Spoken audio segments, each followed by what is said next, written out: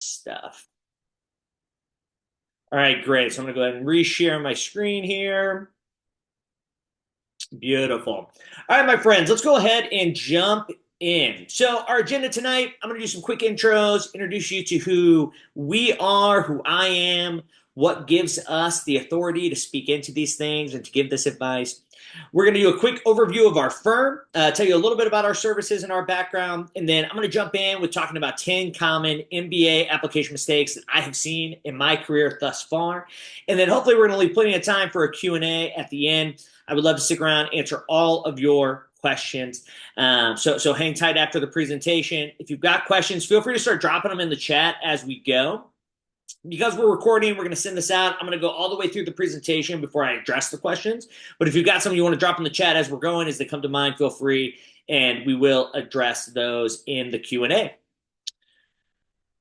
All right, so a little history of AAC, or Adams Admissions Consulting, a little bit about our founding. So we are a relatively new firm. We were founded in 2024, so right at the turn of the year. We're coming up on being 1 year old as a firm. And it was founded by myself and my wife, Rocio Mendez-Rozo, who I'll introduce in just a moment. And the mission of our firm is to provide premium undergraduate and MBA admissions coaching for students across all income levels, and making this process more accessible for everyone, right? So I'll tell you a little bit about what makes us different. We're a boutique family operated firm. So, if you've done some research in the space, you're probably seeing there's a lot of larger firms. I worked for some of these larger firms. It can be a bit of an impersonal experience. Oftentimes you sign up for services with these firms. You have no idea who you're going to work for.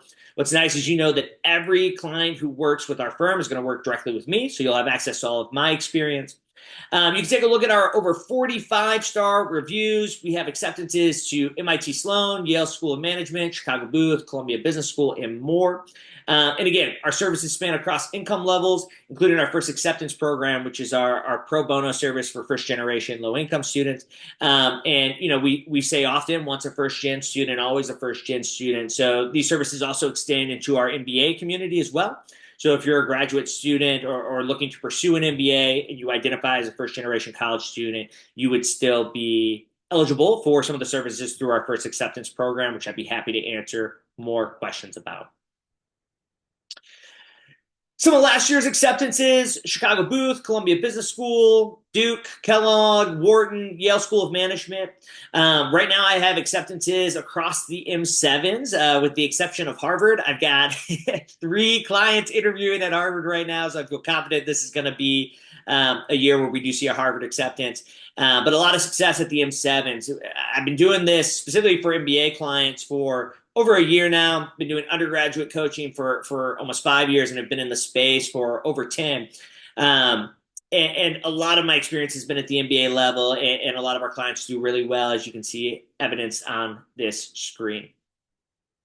So I shared a couple client testimonials. I'm not going to read the whole thing here, but you can kind of skim this. This is a client I worked with last cycle who comes from a more non-traditional background. And you can see that, and one of the reasons why I included this is that she kind of speaks to how, leaning into a service like this doesn't mean you're just going to get essay and writing support, right? You're going to get support throughout the entirety of the process, from identifying your goals, identifying a school list that makes sense, that will also give you leverage at the end of the day. Yes, working on this application narrative, working on these writing supplements, working on how all this pieces together, but really it's having that support from start to finish to ease your concerns, to help you articulate your story, and to kind of have that bird's eye view of someone who has read applications, evaluated candidates, and knows what it takes to be successful in this process. Now, I've included this next testimonial because I do understand that investing in admissions consulting or admissions coaching, it's an investment, right? To sign up for a service like this, while we do a lot of discounting across income levels, if budget is a concern, we'll talk to you about that. We want to work with you. But it is an investment.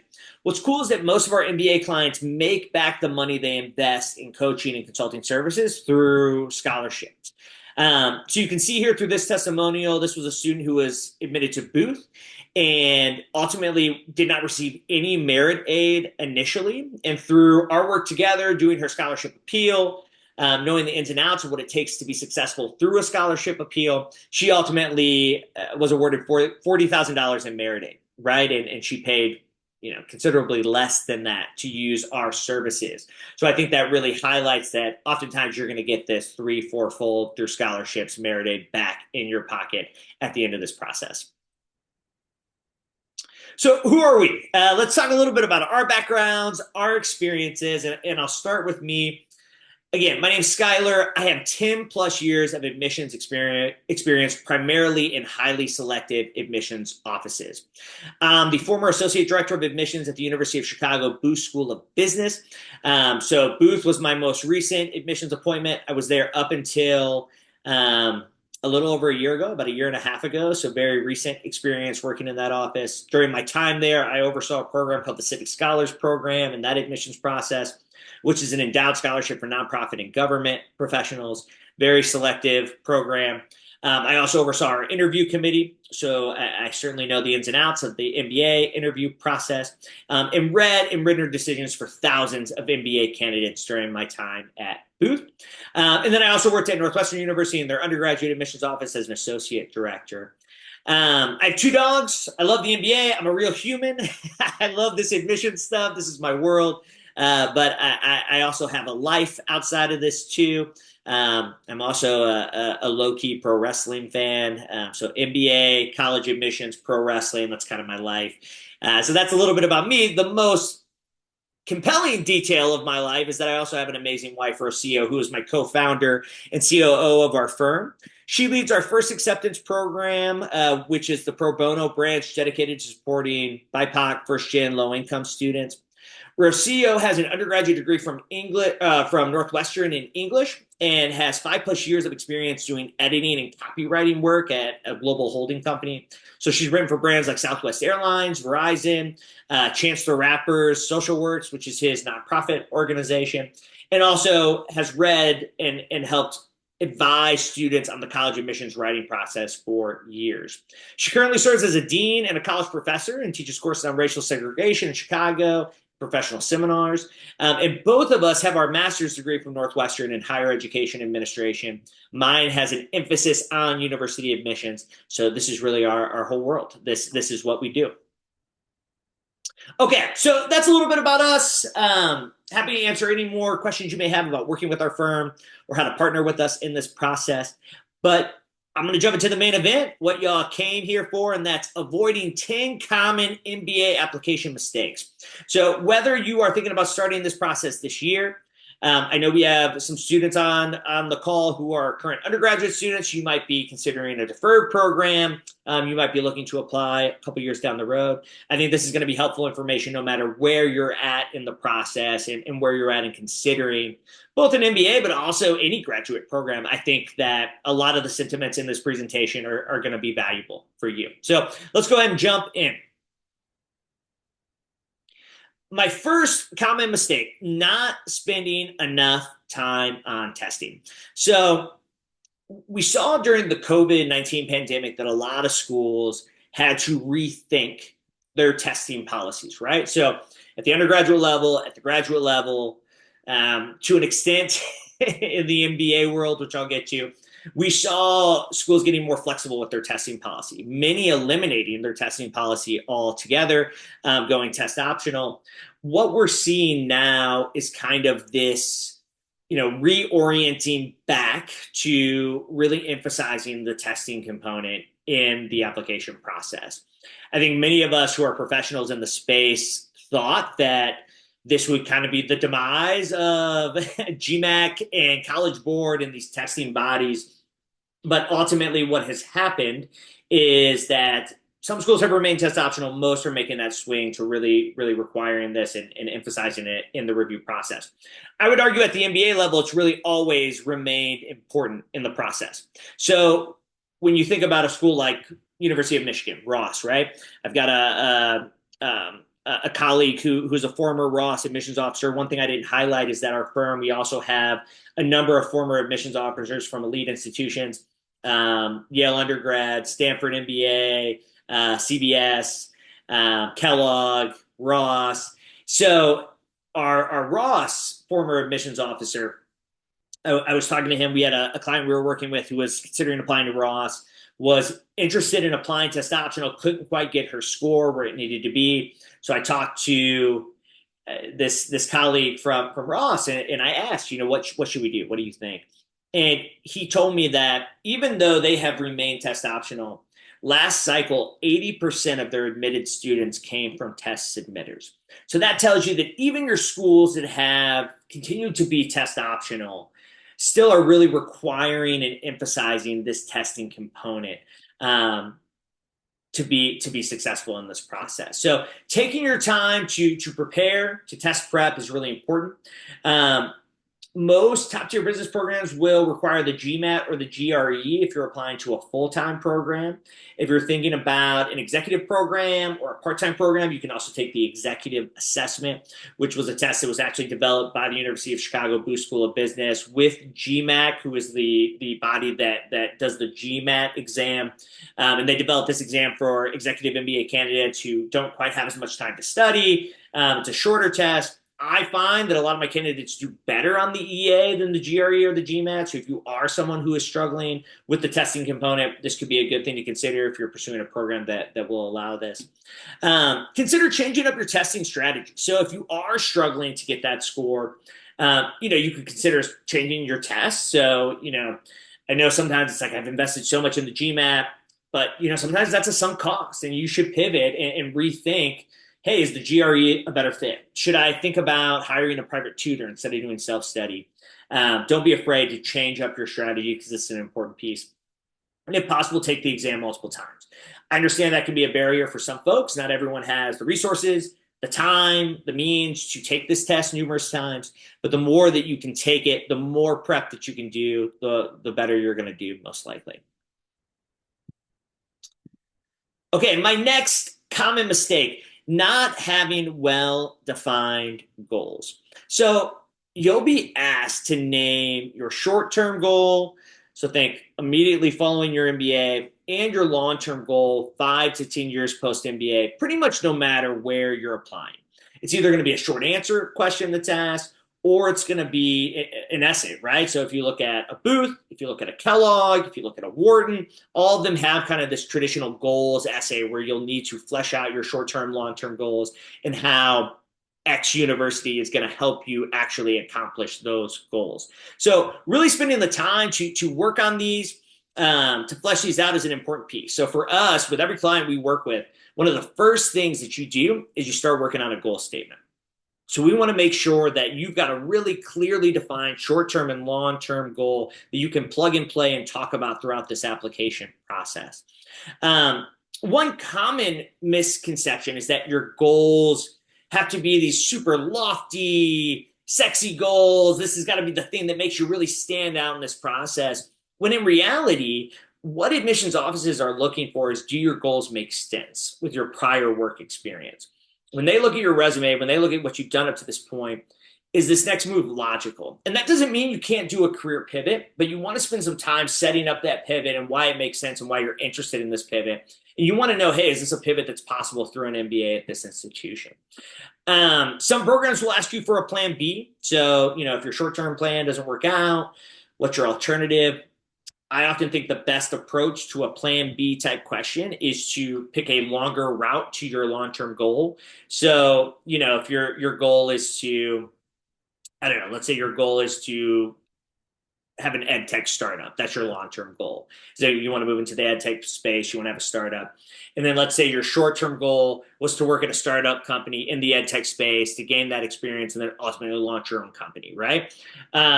Well, maybe your plan B to working at a startup would be doing education consulting at a big four consulting firm or what have you. That would be a great plan B, right? It's a pathway that could still get you to that long-term goal, which I think is ideal. Spend some time on this. This is where I think a coach really comes into play because I think there are some things that can make or break you in this process when it comes to the goal statement and identifying your goals and how that aligns with this kind of overall application narrative that you're creating. So spending some time on this is an important part of the puzzle.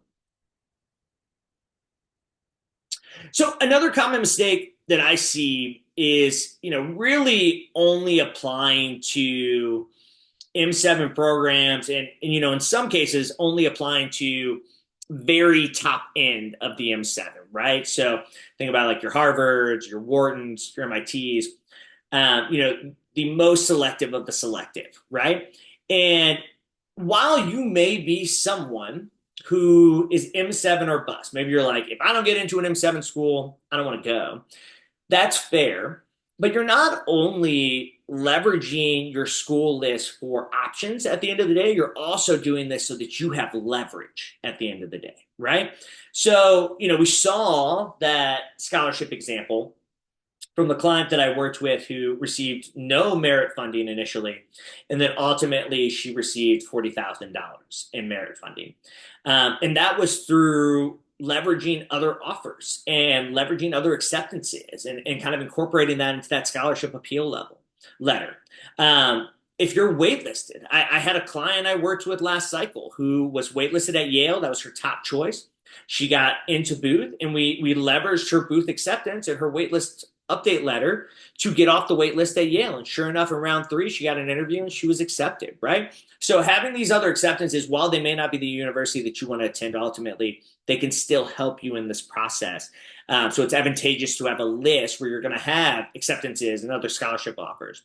So instead of just doing HBS, MIT, and Wharton, maybe you have a list that's more representative of what's on the screen here, of like Cornell Johnson, Northwestern Kellogg, MIT Sloan, UCLA Anderson, right? Like that's a much more balanced list in terms of selectivity. Likely you're going to see some varying scholarship offers in there, and that's going to help you in terms of having leverage when you're negotiating these things. This is one thing that's a bit different than the undergraduate admissions process, right? Where some schools will negotiate a little bit. Some schools you can go back and forth, but you really see this in the MBA landscape. And schools utilize their scholarship funding for yield, right? They're using these resources to try to get students to commit to their program. So many of these programs, you can negotiate, you can use these other scholarship offers to get more funding from the university. Not having a clear application narrative. So I've been referencing this a little bit kind of throughout. And basically, this is how all of the components of your application fit together to tell a story, right? And what you want to tell these admissions officers is who are you now? Who are you going to be while you're on campus? And who are you going to be when you leave? The things that incorporate or encompass, I guess would be a better word, the things that encompass this application narrative are your goal statement. So what you identify as what you want to accomplish when you leave here.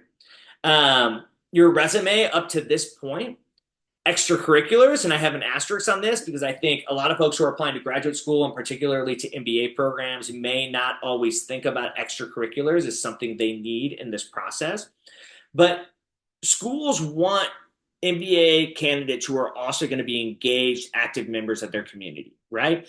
All of these programs have these clubs, whether they are social interest groups like the wine club or the outdoors club, whether they're professional groups like the consulting club or the investment banking club, affinity groups. So maybe the LGBTQ plus club at like Booth, right? It's called Booth Pride, or maybe in a Latino affinity group, or some programs have like an all-encompassing minorities in business group, right?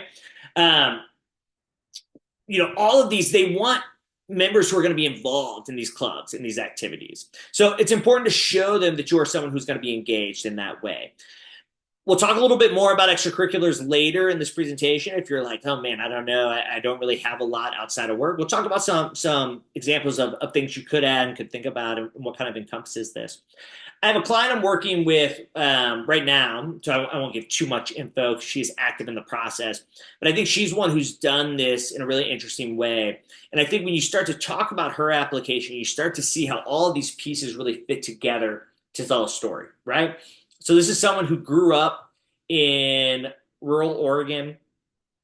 She grew up in livestock. Family had a family farm.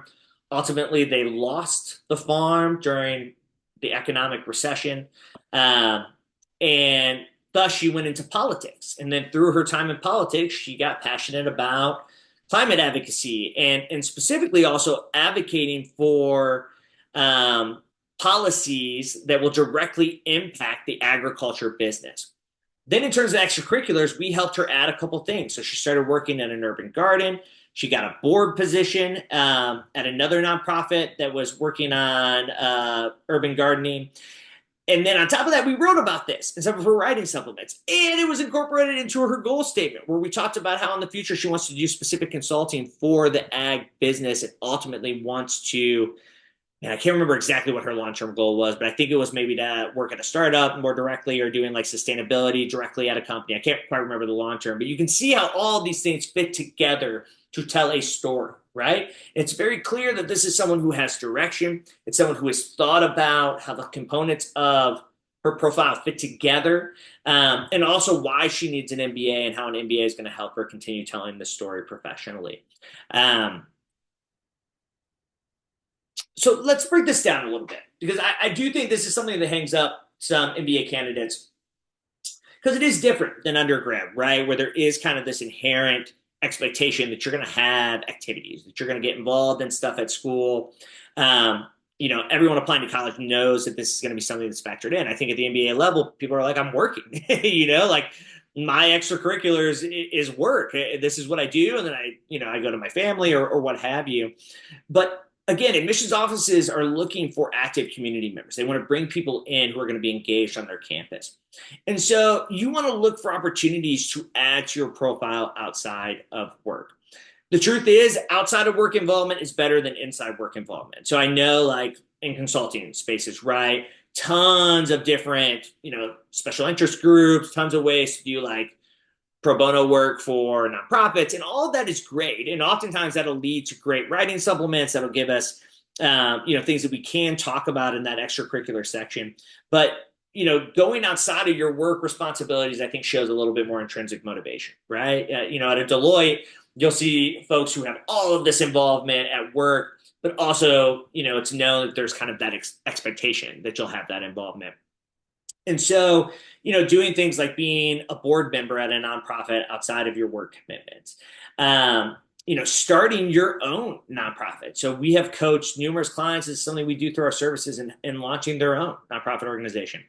I have a client that I'm working with currently, and her mother had a health condition, and she started a nonprofit to bring together medical professionals with more of an intentional focus on this disorder that wasn't getting that much attention, and providing kind of a resource hub for women who were diagnosed with this because those resources were scarce. And this has actually become something that's been like a huge part of her identity now and a part of her like life's work. And one of the things that she is most proud that's come out of this process. And now we'll see how it goes. She's still in the mix. But you can see how this ties in now. She's someone who wants to go into health sciences, ultimately, health sciences consulting, and then long-term working for like a startup organization that's in that wearable tech health space. And so you can see how starting a nonprofit that's directly associated with the health professional field, it's not a direct one-to-one, but you can see how it's reinforcing this narrative of what she's passionate about and what drives her. And also really cool that she got something to take out of it. Getting a board position, maybe you start mentoring at a college access nonprofit and you're working one-to-one with a high school kiddo. Whatever it is, you want to look for opportunities outside of work to get involved, to be engaged, and to show a university that you're going to be active and engaged on their campus as well too. So you also want to think about how this aligns with your application narrative as well too. So we talked a little bit about this. You saw it with the agriculture example. You saw it with, what I was talking about with the health sciences. Here's another example, right? So let's say that you're someone who's interested in ed tech. So maybe you have one activity where you sit on the board of a college access nonprofit, providing fundraising support and serving as a student mentor. So you also have a kiddo that you work with one-to-one. Maybe your second activity is a work-related activity where you're on the AI advisory team and you serve on a committee that's focused on the development of artificial intelligence and its future applications. Maybe your third activity is you're a nonprofit founder. Maybe you founded your own nonprofit that provides career support for first-generation low-income students interested in STEM. So you can see how if you're someone who's interested in ed tech, you're kind of building a narrative here on why you're passionate about ed tech. And you're showing that this is something that drives you beyond your work experience, but through these other things that you're involved in as well, kind of painting a more complete picture of who you are as an applicant. All right, another common mistake, not spending enough time on writing supplements. And I cannot emphasize this enough. The writing is tough. And to get these essays where they need to be as someone who has done this for hundreds and hundreds of clients at this point takes time, and it takes longer than you think. If you're applying to 3 to 6 schools, which is, where I would say you should at least be in that 3 to 6 window when we're thinking about leverage, when we're thinking about having options at the end of the day, kind of balancing that reach, target, safety. I think that's the sweet spot of where you want to be. But think about each school has 2 to 3 unique writing supplements that you have to complete. And in my experience, most of these drafts in this writing process usually takes about 4 to 5 drafts or more to make those writing supplements perfect and ready to go. So don't wait until the last couple weeks. Don't wait until a month out. Although if you are someone on this call who is thinking about applying round 2, we can get your essays ready by those deadlines that are about a month and a half out. But you want to give yourself time. You want to give yourself time to make these good and strong, because they're a very important part of this process. I always tell folks the writing is kind of your beachfront property, right?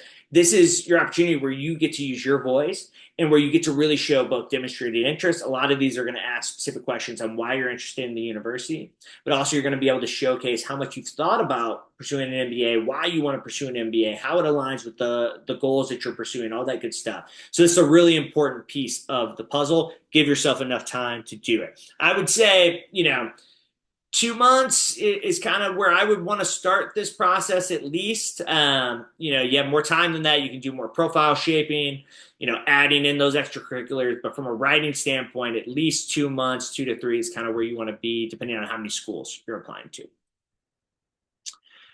Not being specific enough in the supplemental essay. So one question I get asked a lot is about demonstrated interest, right? And how much do these MBA programs really value demonstrated interest? How important is that in this process? And what I will tell you is that I think there are 2 things to think about when it comes to demonstrated interest.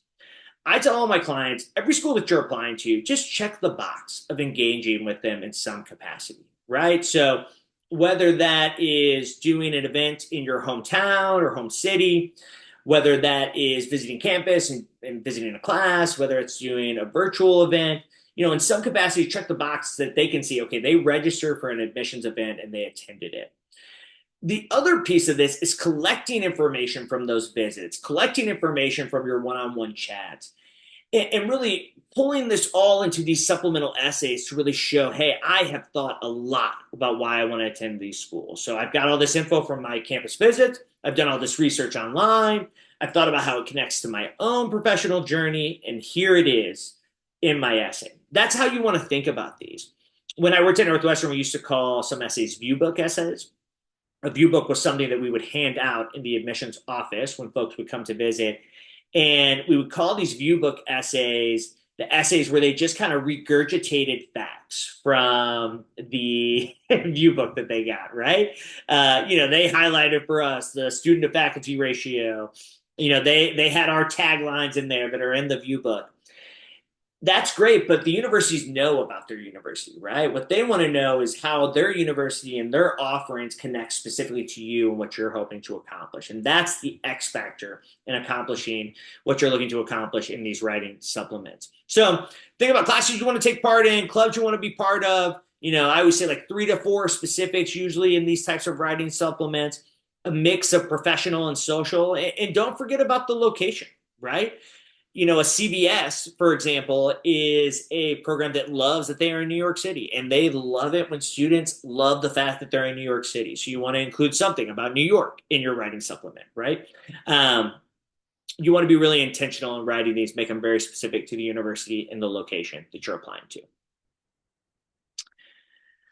Okay, so I got a few recommender mistakes. You're getting more than 10 common mistakes tonight. I got a few more recommender mistakes. because I think there's a few things to think about when it comes to selecting those folks that are going to talk about you in this process. Most schools that you're applying to are going to ask for two letters of recommendation. There are some exceptions to this, so certainly some programs that only ask for one. Um, Most of your programs are going to ask for you to include a current supervisor. Now, if you're applying to a full-time program, for example, maybe you're worried about doing that because of job security. There's a lot of reasons why you may choose not to include a current supervisor, and that is okay. Many times you'll just have to disclose why. But generally speaking, you either want a current supervisor or you want someone who has supervised you at some point in your career and hopefully recently in your career. Some of the mistakes I see is not giving your recommender enough time to complete this. Um, Theoretically, you're asking someone who is more senior than you, and oftentimes these folks are busy, right? And they've got a lot on their plate, and so you don't want to hit them a couple weeks out and be like, "Hey, I got this rec that I need you to complete." You want to give them ample time to complete this recommendation. For all the clients that we work with, we're going to help you come up with a brag sheet, kind of a one pager to remind your recommender of all the great things you did. We also give them some very specific advice on how to approach the recommendation letter, which we've gotten a lot of great feedback from our recommenders, because for many of them, they kind of want to know, hey, what do I need to say to help you be successful? We got you covered. We'll help you frame this in ways that we know admissions offices are looking for when they are evaluating candidates. So, you want to give them some time. I usually say about 2 months. I think the first thing you want to do is you want to bring the recommender into the process. So when you are making the ask, I think do a meeting first where you just tell them, hey, I'm thinking about applying for an MBA. What do you think about this? Bring them into the process. Oftentimes your recommenders have pursued an MBA, so you can get their take on it. And then I think later make that hard ask to actually be a recommender. You want to make them feel like you're seeking them out for guidance. I think that helps to kind of soften the process. But certainly some other tips there, but give them plenty of time, a couple months for sure. Don't prioritize title over relationship. I think that's a big mistake of being like, hey, I'm going to ask this person because they're the CEO, but I only interact with them once a month. Whereas maybe someone who's at the director level or slightly higher, maybe they can speak more to you on a day-to-day basis, right? Maybe it's someone who's only a step above you, but you're working in the weeds with them. You want someone who can speak to your day-to-day performance and also can compare you to your peers. And oftentimes someone who's at a more senior level can't do that quite as well. And then, like I said, not selecting someone who has directly supervised you. This is for sure something most admissions offices are looking for. So make sure you got a former supervisor in the mix as well. Using industry jargon. So I'm going to let you in on a secret, and I think for a lot of folks applying to business school, they may not know this, but most folks who are reading and evaluating your application, most of these people who work in an admissions office, there are exceptions to what I'm about to say. Certainly there are people who come from industry, but a lot of us don't. Right? So for me, I'm a lifer in admissions. I started working in university admissions as soon as I graduated from undergrad. And that's what I've done my entire career. So I don't have that industry jargon as it relates to finance or to iBanking or to consulting. I mean, I do to an extent because of the work that I do and through reading applications. But oftentimes you got a lot of these like nonprofit people who work in higher ed who are evaluating you. So don't get too lost in the weeds, right? That's not what an admissions office is looking for. Look for those transferable skills. Think about those big picture business skills. Think about how you're, highlighting projects that you led. Think about how you're highlighting how your roles have changed in a way that's going to be digestible for pretty much anyone reading your application, because you don't know who's going to be on the other end of that file. Some schools do have industry-specific readers. So, Stanford is one. We have a former Stanford admissions officer on our team as well. And again, with this team of former admissions officers, what their service is for is to do office hours, and application review. So you could pay to have an hour-long meeting with a former admissions officer from Stanford. You could, get an hour for them to do an application review for you. And oftentimes these are included in your package if you know what schools you're applying to ahead of time. In talking to her, though, she is someone who does come from a finance background. So she is like the exception of what I'm saying right now, right? Where, at a Stanford, they do have readers who kind of know that industry a little bit better. So it's helpful to know when you are applying what the situation is. At a Booth, that's not going to be the case, right? So it's going to vary from school to school. But again, I think generally speaking, avoid using too much technical language. Try to think about those transferable skills, all that good stuff. Okay, and not preparing enough for your interview. So this is a big one, right? I think the interview component of this process is really interesting because pretty much every school you apply to for an MBA is going to have an interview piece. Some schools invite the majority of students to interview, like a Kellogg. They historically have always pretty much invited everyone. I think in recent years, they've started to be a little bit more selective before inviting to interview. And then you have some that have a much bigger cutoff, like a Harvard, right, who's going to do a much more significant cutoff from your submission to interview. And then schools like a Booth that's in between, right? About 70% of the students are going to actually conduct an interview after they apply. But this is important. I often say this will not make your application, but it can break your application. So it's kind of the cherry on top, having that interview. So the way that it works on the admission side is when I go to read a file, I kind of go through all the different components. That interview report is the last thing that I read. So it's the last thing that's in my mind before I write my final evaluation. So it's important. How the interviews are conducted also varies from school to school. So you think about a Harvard, you're going to have 2 admissions officers. Both of them are going to spend 30 minutes plus reviewing your application, getting ready just for the interview. And I've heard of some cases where they review up to an hour to prepare for the interview. They're going to go a lot more in the weeds. They're going to push you on, what you know about your industry, what you know about your goals. And then you've got a Booth or a Kellogg or a CBS where you're going to have an alumnus who is doing your interview, and they're only going to have read your resume beforehand. So it varies a little bit, but you want to make sure you've given yourself enough time to prepare. There are nuances and differences between an MBA interview and a job interview. So I think, leaning into that, giving yourself enough time to be ready is an important piece of the puzzle too. All right, my friends, that is our presentation portion of the evening. We've got about 20 minutes. We don't need to go the full hour. I'm going to go ahead and stop recording, but I did want to leave some time for Q&A. So we'll start with that now. I didn't see any in the chat yet, but if there are any questions, I am happy to answer those if you want to go live or drop them in the chat. So we'll open it up to that now.